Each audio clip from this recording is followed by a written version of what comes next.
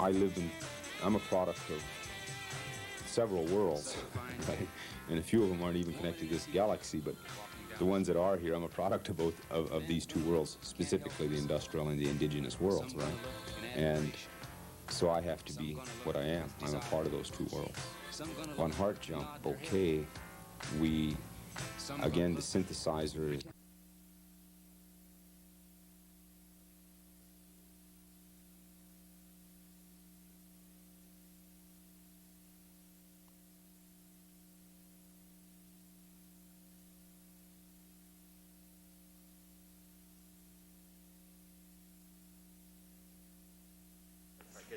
Getting it on.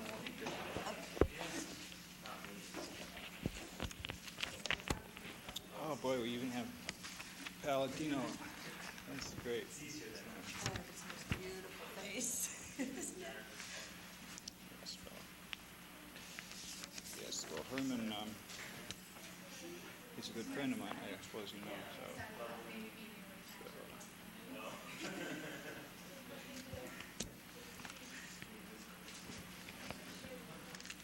Although I don't think he would have done the letter spacing quite as tight as this one.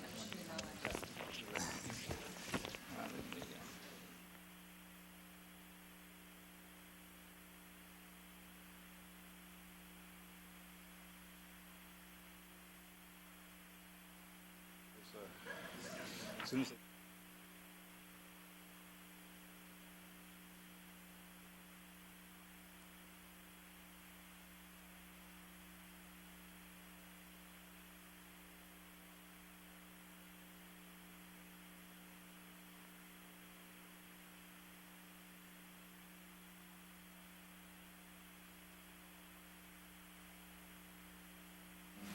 Nelson. Oh. And for our next wonderful guest lecture, I'm very pleased to present MaryClaire van Leunen, who is going to be giving us a special talk on calisthenics.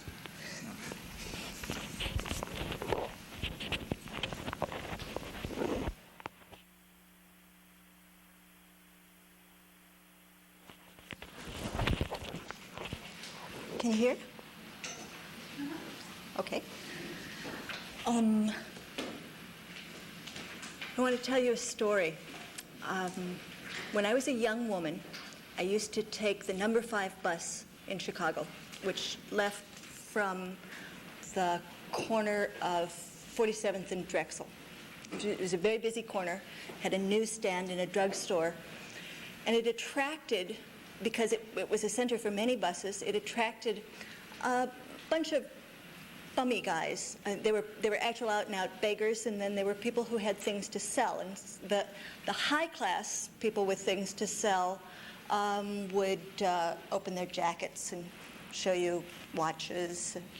The lower-class people with things to sell had the most amazing collection of things. There was a guy with what he claimed was a trained chicken, and I believe that he made all of his money just by people giving him cash to go away from them. Chicken. There was one fellow that I patronized quite regularly. He sold, this is the late 50s, he sold pencil stubs, little short, run-out pencil stubs, all used with the erasers all worn down that he had obviously gotten out of trash cans. And he charged $0.25 for these pencils. And I used regularly to buy pencils from him because of his patter. He would say, as he stood there on the street corner, "These pencils are magic pencils. Buy a magic pencil, only 25 cents. So naturally somebody would say, "What's magic about that pencil?" And he would say, "With this pencil, you can write the truth." And of course, every once in a while, some smart aleck would say, "Well, I could write lies with it." And he would say, "Oh, you can break the magic. But if you truly believe, with this pencil, you can write the truth." So once or twice a week, I would fork over a quarter just for the sheer joy of listening to him say this. I would like to suggest to you that compared to that motivation, making $1 million, it doesn't even weigh in the balance. If you really work hard, and if you have luck, and especially if you have the grace of good readers, you can write down something and go into the mind of somebody else who didn't know that thing and tell him something that he didn't know, somebody that you've never seen, somebody long after you're dead. And it was good work that you did while you were doing it. You felt good while you were doing it. In order to prepare yourself for that sort of vocation, that sort of glorious undertaking, you might want to think about doing some exercises. Calisthenics, Don said, and that's exactly what I have in mind. The full writing task involves so many different things, and you have to get them all right simultaneously, or at least, a large percentage of them. I mean, in fact, readers are willing to put up with your not getting them all 100% right, otherwise nobody would ever read anything. But you have to be up there in the 80% region for nearly everything, all at the same time. You can help yourself when it comes to real writing if you've prepared yourself beforehand by doing writing exercises. Some of them you may find so enjoyable that you would just go on doing them for pleasure for the rest of your life, as people play solitaire or do chess puzzles or something like that. Let me go through them and show them to you. Can you show this? Okay. When I came to write this stuff up, I realized I should probably actually write this. There are people who don't know this. I should probably get this down. So what you have in front of you is a draft that's just slightly prior now to the one that I'm going to be using to talk to you. And you may notice some discrepancies. I hope that they represent improvements. It may be several years before I actually try to do something with this. I am not a fast writer. So consider this to be a draft, and consider yourselves solicited for help. Okay. The first two exercises have to do with enlarging your vocabulary. It's perfectly obvious that the more words you have at your disposal, the easier it is to choose the right ones. So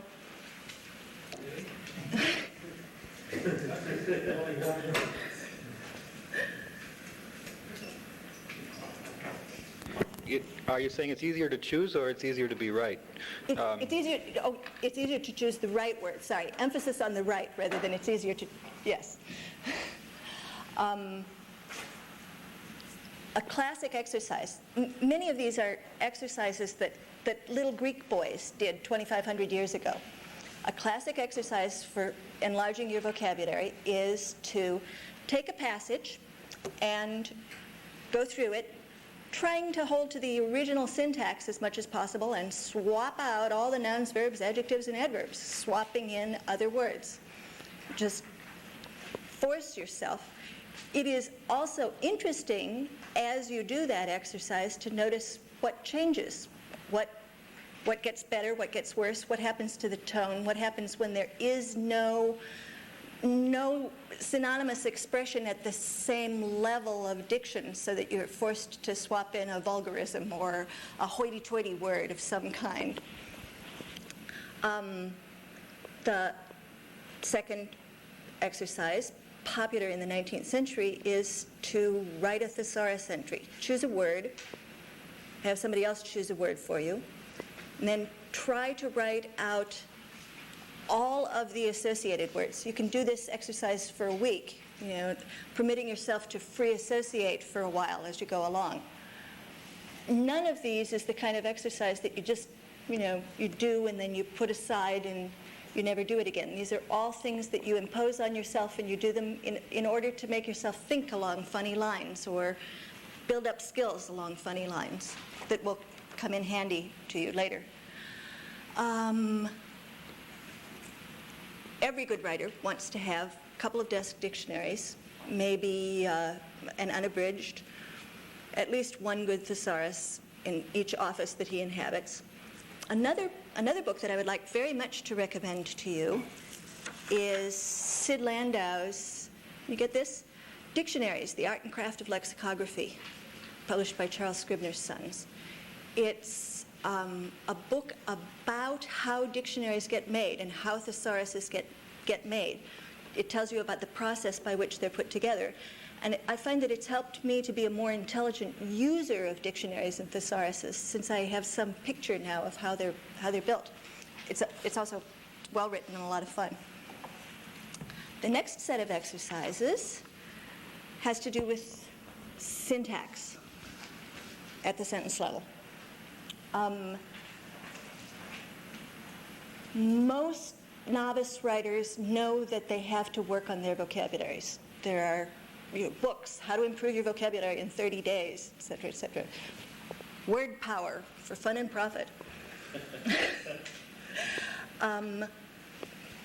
That's a good thing.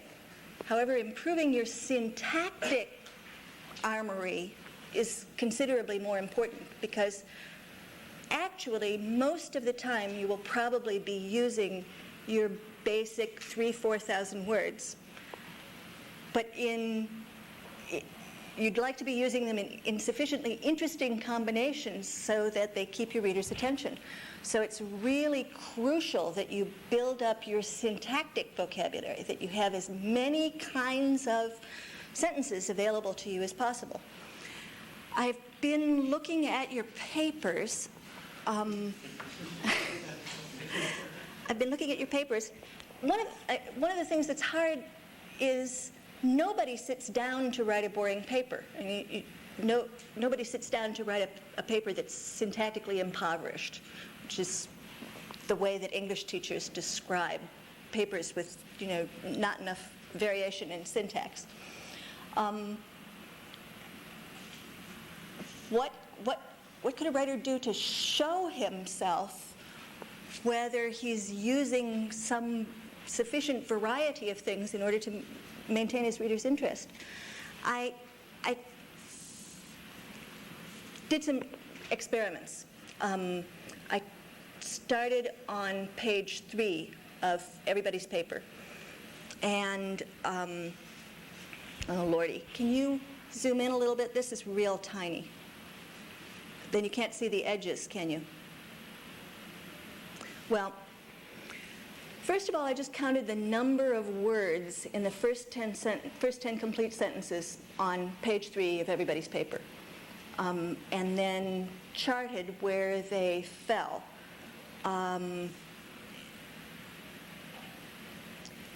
Sheer variation in length is one indication of syntactic variation, since different kinds of sentences take different amounts of time to wind themselves down. And different lengths of sentences are also important for pacing, independent of syntactic variation. Even if they all had identical syntax, if they were of different lengths, that would still yield some benefit. I found, this one's better. I assigned the students just arbitrary numbers. I found that student number 7 had an average of 15.6 words per sentence in those 10 sentences that I was looking at. And student number 9 had an average of 24.4 words per sentence. Student number 9 is in trouble. That's too long. He's asking too much of his readers. His results had better be sufficiently wonderful to justify the amount of work that he's asking his reader to do, because the moment the reader feels that the cost-benefit ratio is working against him, he'll stop. So all the people who are under 20 are all fine. I mean, we're writing for grown-ups. You don't have to think that, you know, you need to be writing for 6th grade reading level. But the average should be down there, you know, somewhere between 15 and 20 words. It really shouldn't, the average shouldn't be above that. Then I looked at, I had grouped the sentences in 1 and 2 words, 3 and 4 words. So, and then I looked to see how many of those groups each student's sentences fell into. The ideal there for 10 sentences would be 9 or 10 different groups, with the exception of type parallels, of, you know, sentences that are meant to be marching together to show that 2 things are exactly the same. Then you would expect to have 2 sentences of just exactly the same length. But other than that, allowing for coincidence, there should be 2 sentences that are about the same, and the other sentences should spread. We had 2 people who had sentences represented in 9, sentences in 9 groups, including our student number 9, who had other problems, but not that problem. Student number 11, they're in the middle with average 19.7 words per sentence, had sentences in only 6 groups. Now, look at the number on the far right, and you'll see that's the difference between the sentence with the smallest number of words and the sentence with the biggest number of words. Keeping your average low, you would like to have that spread be as big as possible.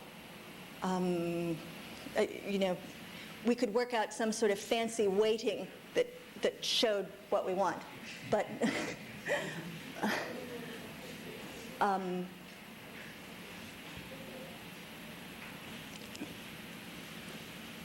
the ideal would be a curve that has a couple of things done at the very low end. I noticed a great underuse of extremely short sentences in the things that most of you wrote. There are not enough 1 and 2 word sentences in the things that you wrote. So there should be some things down at that end, and then it should rise, and there should be a nice hump between 15 and 20, and then there should be some sentences down at the far end. A well-constructed 46-word sentence is a perfectly sensible animal to present now and then. The point that you present in that 46-word sentence had better not be your crucial point. Get your crucial point across in 5-word sentences, but part of your job as a writer is to emphasize and de-emphasize. Not everything is all equally important. It's important that you convey to your reader, this you've got to get. Don't go on if you don't get this part. This is nice, it's good, but you can skim over it if you want. You tell him that by putting it in an exceptionally long sentence, burying it in the middle of the paragraph, a number of different techniques to make that possible. A closer analysis than just the raw numbers are not terrifically wonderful. A closer analysis, though, shows this is student number 1, who had an average of 18.4 words per sentence. But all of his sentences are all the same. There's an introduction there's an introductory word or phrase in 6 out of the 11 independent clauses that he offered us. He's got one that's broken with semicolons. Then he does subject, transitive verb, direct object, and it's usually an infinitive. Subject, transitive verb, infinitive, direct object. Now and then, subject, copula, infinitive complement. And nor was this unrepresentative. I mean, I looked a little bit before and afterward just to be sure that I wasn't hitting some sort of exceptional paragraph. That's all that student number 1 knows how to do. He just churns those out like sausages. Contrast that with, I think this is student number 8, average 17.3 words per sentence. If you just looked at the numbers, doesn't look that different from student number 1. But if you look at this, you'll see he really is different, and there's something important that he ought to know. First of all, look at all those different sentence beginnings. I mean, this guy really actually knows how to start sentences. He's got a number of different tools that he has at his disposal, and he can pull them out and hook them on. He has slightly more sentence types available to him than student number 1 did. There are still lots more than this, but here again, I looked at this passage and then I looked before and I looked afterwards, and I saw there's a fair amount of variety here, and if I go 10 sentences further on, I'll hit another sentence type, and if I go 20 sentences further on, I'll hit another 2 sentence types. And he actually has a wide repertoire available to him. He can pull in when he needs something. He has something that he can do. But he does something bad. Look on your screen. Look at this guy. And now, can you pull the camera down to show them? Can't do it? I can move it up here. I can fold it.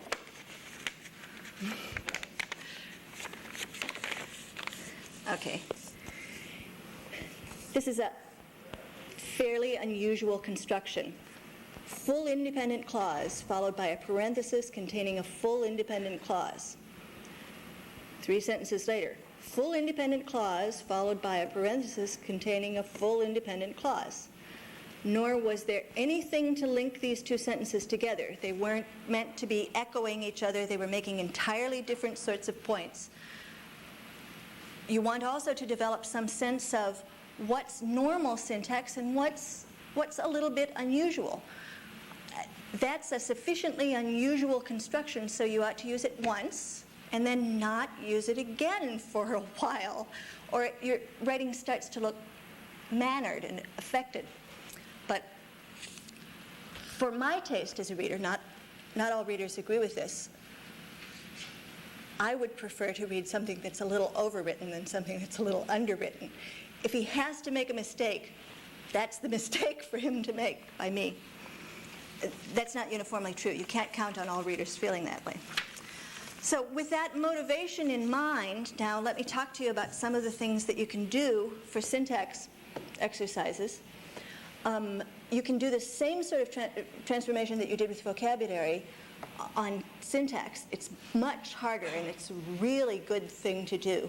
Take a passage that's 5 or 10 pages long and go through and do a transformation on every sentence or every pair of sentences, because sometimes it helps to, collapse 2 sentences into 1 or take 1 sentence and turn it into 2.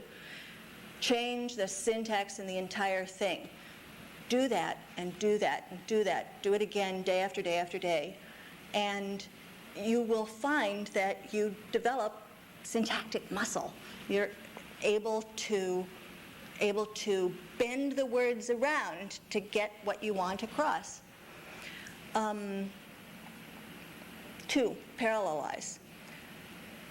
I saw a great lack of short, punchy, grabbing sentences. I saw an almost total lack of tight parallels. This is one of your fundamental tools that's available to you. You build a sentence that goes A, B, C, D, E. Now you want to make the point to the reader that now there's something else that follows exactly that same pattern. Then you write another sentence that goes A, B, C, D, E. And you save that for places where that's really exactly what you want to get across. I mean, where you are talking about 2 things that really are parallel.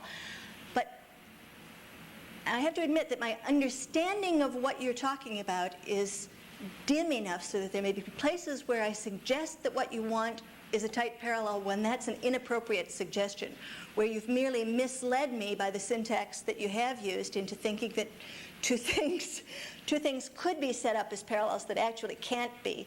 But I find it hard to believe that in that many papers there are no two things that anybody wants to talk about. Perhaps I'm seeing some sort of generational effect that you all had when you were in 6th grade. There was some sort of fad that went through the nation that said, don't ever write any parallel sentences. Artificially sit down and write artificially constructed parallel sentences so that when the time comes, you'll be ready to use them. Write periodic sentences.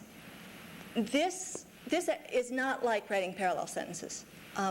It's much more like the verse writing exercises that we'll get to at the end. It's much more just doing something artificial to heighten your grammatical awareness. But in fact, periodic sentences are not very appropriate for the sort of writing that we all do all the time. They are a high literary style. It's nice to know how to do something like that. I also know how to do 3, not 1, but 3 different kinds of curtsies, but it doesn't come up very often in my everyday life. 4, recast to reemphasize. Can you define what you mean by a periodic sentence and give an example? Yeah, in the handout, I explained that. The problem is that periodic is a very common technical term. It means that, occurring over and over again as if it would never end. Right. In grammar, a periodic sentence is one whose grammatical end coincides with its physical end. So in order to understand that, you have to have a grasp of traditional grammar so that you can see where a traditional grammarian would say that the grammatical end of the sentence is.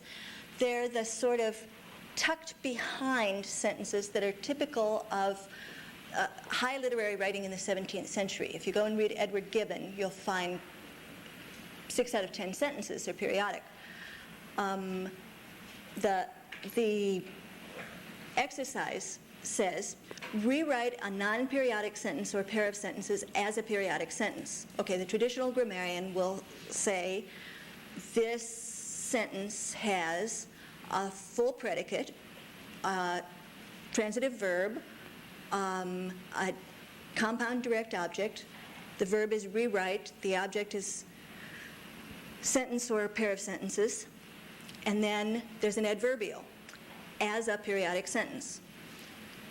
In order to make a periodic sentence, you have to get that adverbial out of the final position because it's not part of the predicate. So to make that sentence periodic, you say, rewrite as a periodic sentence a non-periodic sentence or a pair of sentences. And can you hear right off? I mean, this is the language that we use in church. This is not. Is it right to characterize it as that the last phrase of the sentence has to be an argument of the verb?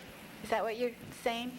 It has to be something that the verb requires? That the verb requires. If it's a transitive verb, it requires a direct object. If it's a copula, it requires a complement. If it's a non-transitive verb, then the end of the non-transitive verb is the end of the sentence.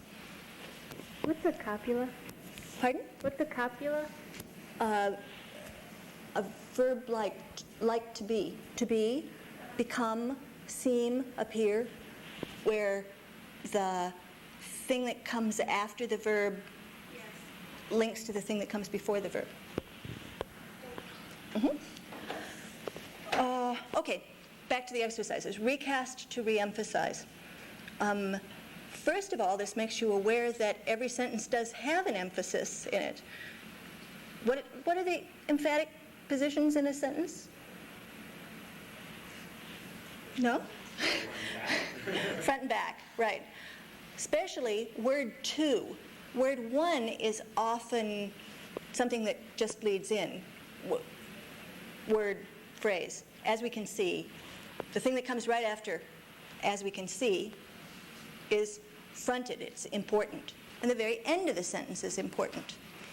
The middle of the sentence is sort of a slum, you know, but the beginnings and ends are.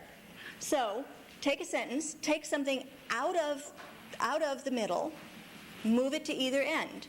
Take something at one end and move it to the other end. Take something at one end and put it into the middle. Listen, think, do this. Do this again and again. After a while, you will get the hang of it. Much better than my just telling you, oh, the beginning and end of the sentence are emphatic positions. In fact, it's very subtle and very complicated, and if you just take that as gospel and you don't experiment for yourselves, you won't get it. You won't get the full understanding of it. Exercise 5 is incredibly wonderful. I don't know a better way to teach people about how to write stuff that all hangs together than to have them sit down and deliberately write nonsense and try to make it seem coherent. My daughter and I'm about to give you an out loud one. My daughter and I speak nonsense language, and this is apparently, from what I've read about speech acquisition, this is perfectly appropriate. This is not something unusual that we do, so I'm quite unembarrassed to reveal it to you. She says, and I say, and then, in order to show that we are having a conversation, each of us begins repeating some of the sounds that she hears the other one make. Because even if it's all nonsense syllables, you can signal to a listener, or to yourself as an internal listener, that you are having a conversation if some of the words repeat.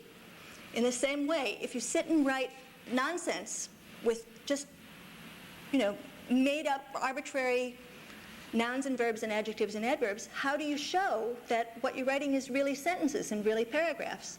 Well, you repeat them and you use words like thus, therefore, as we can see. On the other hand, and there's no distracting semantics there to make you forget that unless you write those words down, your reader can't tell what parts are supposed to stick together and what parts are supposed to fall apart, what parts are glued and what parts are disparate. So, and also this is fun. Do it, after you've had a couple of drinks. It's good. The next pair of exercises logically comes first, but I wanted to try to woo you a little bit before I showed you something that you thought was really very weird indeed.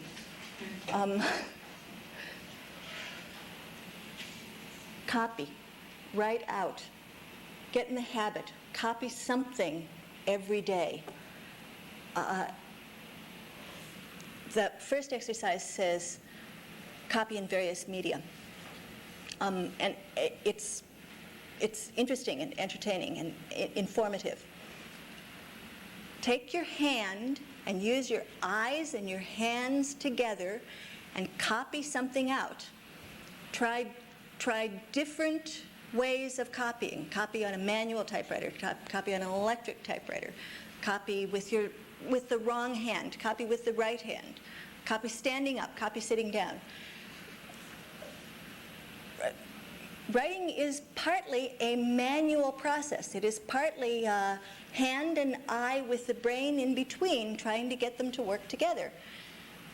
You can inform yourself about the full range of your possibilities if you'll experiment a little bit. Most people have these very rigid, narrow, confined ways in which they can compose. I can compose only on yellow sheets of paper. They have to have exactly this kind of blue lines, and I take a drag. Right. Well, of course, that's silly. You'd like to be able to write full tilt under any circumstances. You'd like to be able to write as well on a cocktail napkin as you can in the privacy of your cork-lined study. That would be jolly. At least stretch yourself, pull yourself out. So that's exercise number 1. But exercise number 2 is not just a matter of internal exploration, trying to find out what your own parameters are. Exercise number 2 is copy, use your hand in order to read. And do that from now on. Do it always. It might surprise you to know that I typed out large portions of your papers.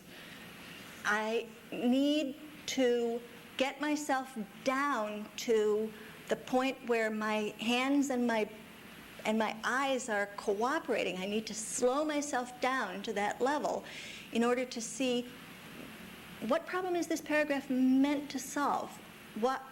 Why is the writer doing this in this way? Choose something that you really admire and write it out in longhand. W.H. Auden says the way to express contempt for a poem is to make a copy of it on a typewriter. The way to express admiration for a poem is to make a copy of it in longhand. The exercise of copying in order to read, and in order to do this, you want to choose something where your fingers don't fly, where they're really just going at some sort of deliberate pace, so that you can think about how the words are forming themselves. What can I tell you? This is good. Honest to God. I know it sounds weird, but it's really good. If you take a baby and put its hand behind its back, hands, and keep them there, and feed it, and, love it, and take care of it, but you keep its hands behind its back, it's not going to learn to talk right. We need to have, I can't say anything more than that. Nobody understands exactly how all of this stuff works, but it is really true. We need to have all of those things all working together. Do it. 10 years from now, you can write me a note and say, I tried it, I did it every day for 10 years. But I should tell you that I tried it, and 10 years after I started trying it, I wrote a note to the guy who recommended it to me and said, boy, are you right? Is that amazing? I never would have believed it at the time. His name is Edward P.J. Corbett, and we'll get to his book, actually, in a little bit. Yes? I don't think there's I know a lot of times when I copy things, it's purely mechanical. I'm not thinking about what I'm writing. Maybe something like reciting or writing would be better. Sometimes I tend to listen more to what you're saying when you're just manually transcribing. Right.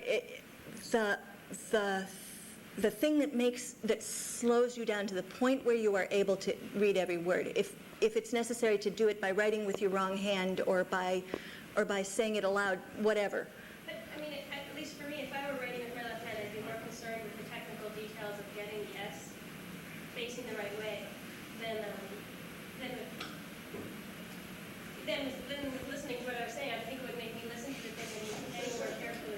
How do think this works? I was sitting here going like this. Yeah, it does.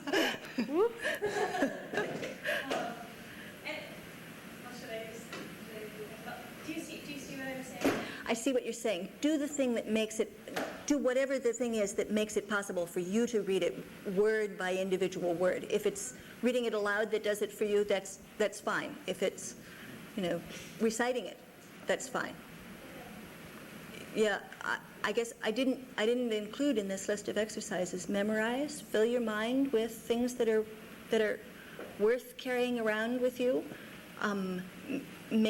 Make yourself into a book that you can take to prison when worst comes to worst. And That's what my Sunday school teacher used to say. Mm-hmm. Yeah. It's an old and important tradition. In fact, the next set of exercises I'm going to talk about doing exactly what you were recommending. Number 2, read aloud. I was thinking of it here particularly. Read your own stuff aloud.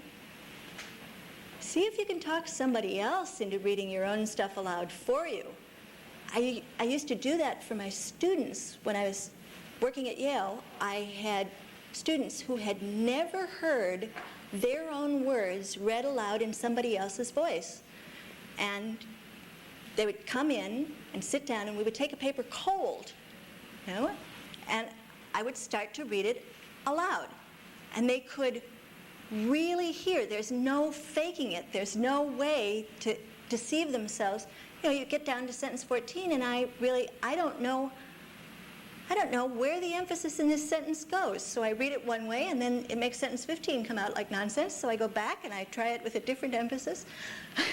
Or sometimes, because I had some extremely good students, you know, exactly the opposite, that you could just see them sitting there just glowing all over because I was getting it, and they could hear for themselves that I was really getting what they had written down. I could understand it. It was coming across. Read aloud for your fellows so that they will read aloud for you. Try to form a partnership with somebody where you read each other's stuff aloud a little bit. A little bit goes a long way. I mean, when it's bad, it's just agony. There's just nothing more humiliating in the world. And when it's good, equally, you know, the high will last you for decades. You don't need too much else. But do a little bit of it. Do get yourself in position somehow or other to have somebody read aloud to you something that you've written. Read aloud things that other people have written. Part of writing is frozen sounds. Part of writing is the noise that stuff makes. Time is flying. Most of this is written down.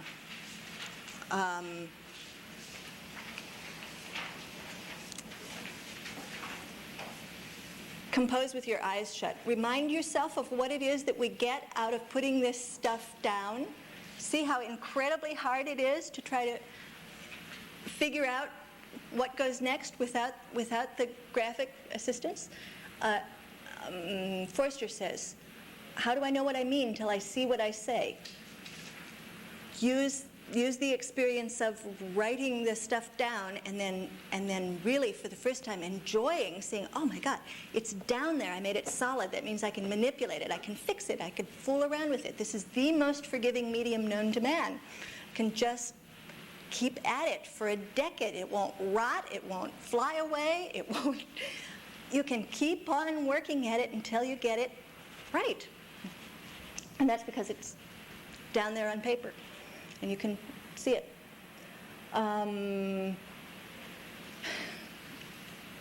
Think about tables and how miraculous and wonderful they are. Diagrams, combinations of words and pictures. Write to space is a good thing to know that you are doing. I have been frightened to hear Don talk about voluntarily writing to space at the drop of a hat. I guess it's okay if you know what you're doing, but you should be aware of what it means to be writing to the constraint of space, and then do it only when you're fully aware of that. I talked to a really strange, I started to say insane, fellow who decided for his thesis that he wanted to have every chapter start on a right-hand page, which is a common thing to want, and he didn't want to have any blank left-hand pages. And so he expanded and contracted his prose rather than changing font sizes or something like that to fit this thing that he had made up. He thought it looked great.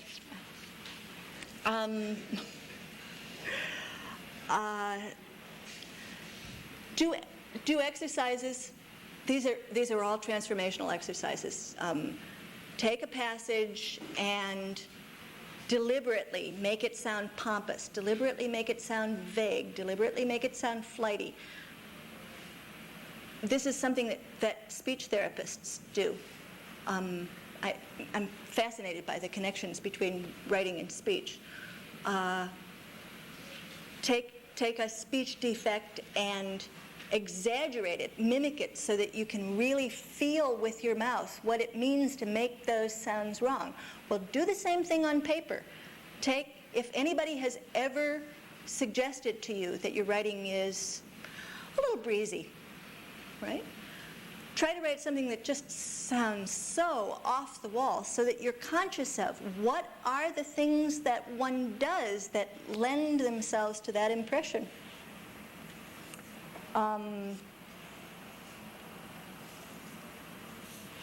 Exercises on observation. Let me see. We have these three categories: observation, same as and different from, and invention, all have to do with your connection to the real world as a writer. For most of you, your discipline provides that connection. These are more things for people who want to be pure writers. They don't have any particular specialty. Their discipline, there is no discipline to provide them with a set of ideas that constitute the stuff. They just make it all up out of their heads. These are worthwhile, but probably not so important for you. Now, the heavy duty, the hardest exercises that there possibly are the versifying exercises. And again, you're going to find it hard to believe that I really, really think that you should write verse in order to learn to write good mathematics. But the point of this is to do exercises and learn to stretch yourself, learn to pull yourself out in new directions. And if you can hear rhyme and meter, then you can use those as you use the gauge on an exercise bicycle to tell yourself how you're doing. If you can't hear those, the exercise isn't going to do you very much good. I have a wonderful thing from this week's New Yorker. This is one of their news breaks. The guy says of his songs, "They're all as original as I can make them. I try not to recycle anything, but lines like 'He's our cat, we love him and that's a fact' do appear more often than they probably should. Cat and fact rhyme, nothing I can do about that." This person is not going to be assisted by verse writing exercises. But they really are. They're very hard and very taxing and very much fun. And it's another one of those things. Trust me? These, however, should probably not require any convincing. Take a passage, your own or somebody else's, and cut it back by 5%. Cut it back by 10%. Cut it back by 25%. At some point, the intellectual process of what you're doing changes, because you can no longer stick to the original order of exposition at all. You have to start changing things around. But it depends on how flabby the original prose was, at what point that change is going to come. And there are pieces like the one that Leslie showed you, where you can cut back the number of words by 75% and still not lose anything at all. These are really good things to do. Play word count on your own stuff. Sit and take a page and count how many words there are in it, and see if you can say the same thing and shave the number of words down by 10-15%, something like that. And then a set of exercises that are very much like real writing. Take a paragraph and reverse the first and last sentences, and then rewrite the middle so that the paragraph still makes sense. Take an ordinary paragraph and make it go faster. Find out what things you can do to speed the reader along. Then, or actually, that one's harder, so maybe first what you should do is slow it down. Force your reader to go very slowly. Meditate on every word. The one that I call crunch is just amazingly wonderful. Write a lot. Write 1,000 words without any adjectives or adverbs. Yeah, it's good. Unpack. Take somebody's metaphor and express it as just the most flat-footed comparison that you possibly can. Take a Shakespearean sonnet. And her eyes appeared to him to be similar to. Write definitions. Write examples. Write explanations. The one 8, instruct, is great. You can do it as a party game. Write a complicated set of instructions. No, I've got the complicated in the wrong place. Write a set of instructions for how to draw some complicated object. Do not name the object or any of its parts. Just write the instructions for how to draw it. Now give your instructions to somebody else and see what he draws. Good fun. Write a joke. Joke writing is exposition at its purest. The things aren't funny unless they're well written. The sort of compactness that you need to have in order to write a good joke also makes mathematical writing, technical writing, neat in the same way that a joke is neat. Not funny, but neat. Translate. Buy something in some other language and buy a bilingual dictionary and translate.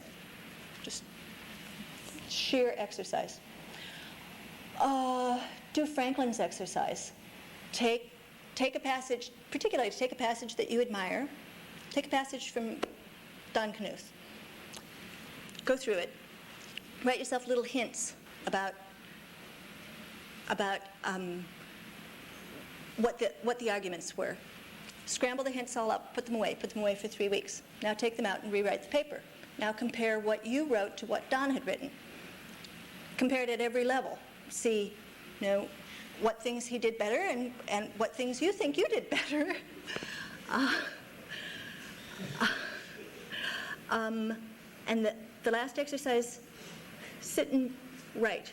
Push yourself. Write a sentence, write another sentence after that first sentence, write another sentence after that second sentence, write another sentence. Start by trying to write coherent sentences for 5 minutes, then push yourself and try to write coherent sentences for 10 minutes, and then half an hour. It's very hard work. It will serve you well. I hope all of these will.